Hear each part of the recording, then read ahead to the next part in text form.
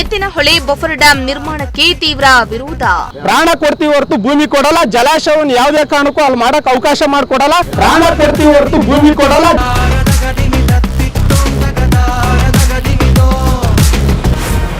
ಮುಳುಗಡೆ ಆತಂಕದಲ್ಲಿ ಗ್ರಾಮದ ಜನರು, ಹೊಸ ಸಂಘರ್ಷ. ಕೃಷಿ ಭೂಮಿಯನ್ನು ಕಿತ್ತುಕೊಳ್ಳಲು ಹೊರಟಿರುವ ಸರ್ಕಾರಕ್ಕೆ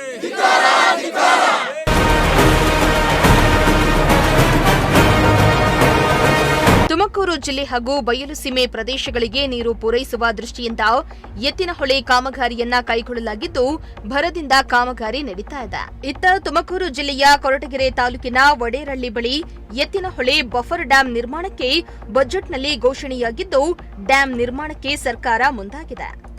ಅದರಂತೆ ಕೊರಟಗೆರೆ ತಾಲೂಕಿನ ವಡೇರಳ್ಳಿ ಬಳಿ ಸುಮಾರು 1.2 ಟಿಎಂಸಿ ನೀರು ಸಂಗ್ರಹ ಸಾಮರ್ಥ್ಯದ ಡ್ಯಾಂ ಅನ್ನ ನಿರ್ಮಾಣ ಯೋಜನೆಗೆ ಗ್ರಾಮಸ್ಥರು ತೀವ್ರ ವಿರೋಧವನ್ನ ವ್ಯಕ್ತಪಡಿಸುತ್ತಿದ್ದಾರೆ. ಡ್ಯಾಂ ನಿರ್ಮಾಣದಿಂದಾಗಿ ಗ್ರಾಮ ಹಾಗೂ ಜಮೀನುಗಳು ಮುಳುಗಡೆಯಾಗುವ ಭೀತಿಯಲ್ಲಿದ್ದು, ಡ್ಯಾಂ ನಿರ್ಮಾಣದ ವಿರುದ್ಧ ಗ್ರಾಮಸ್ಥರು ಹೋರಾಟವನ್ನ ನಡೆಸುತ್ತಿದ್ದಾರೆ. ಡ್ಯಾಂ ನಿರ್ಮಾಣ ಕಾಮಗಾರಿಯು ಸರ್ಕಾರ ಮತ್ತು ಸ್ಥಳೀಯರ ನಡುವಿನ ಸಂಘರ್ಷಕ್ಕೆ ಕಾರಣ ಆಗಿದೆ.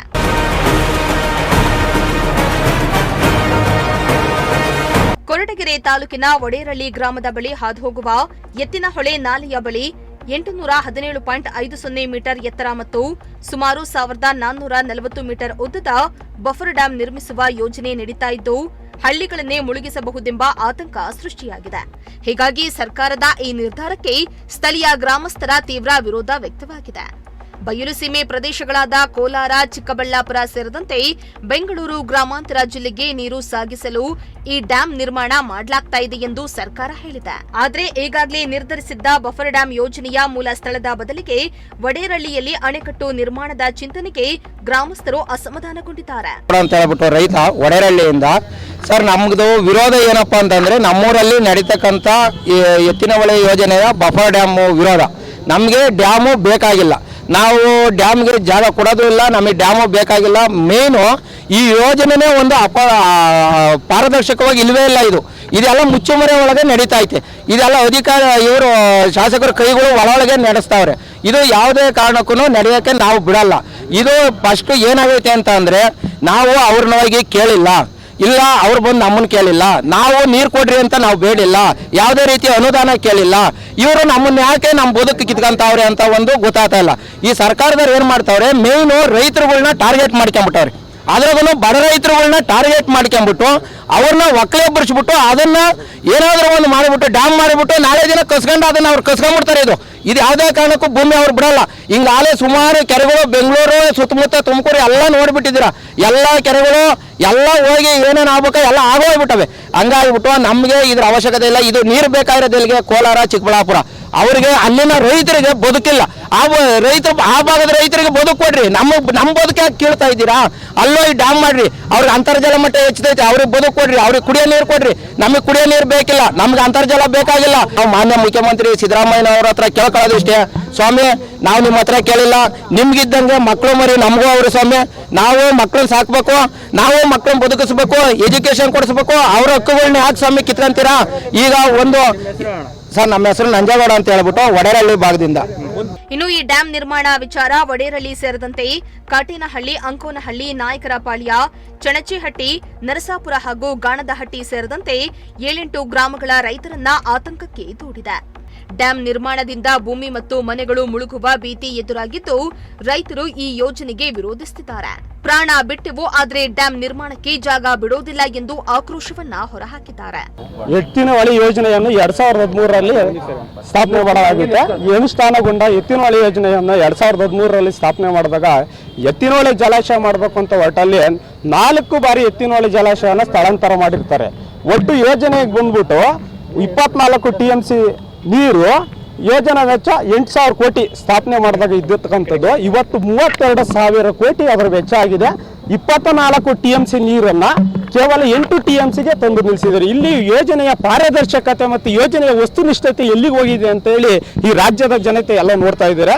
ಈ ಎತ್ತಿನಹೊಳೆ ಯೋಜನೆ ಸಂಪೂರ್ಣವಾಗಿ ಅವೈಜ್ಞಾನಿಕವಾಗಿದೆ ಅಂತೇಳಿ ಸಾಕಷ್ಟು ನೀರಾವರಿ ತಜ್ಞರು ಮತ್ತು ಪರಿಸರ ತಜ್ಞರು ಈಗಾಗಲೇ ಸಾಕಷ್ಟು ವಿಶ್ಲೇಷಣೆಯನ್ನು ಮಾಡಿದ್ದಾರೆ.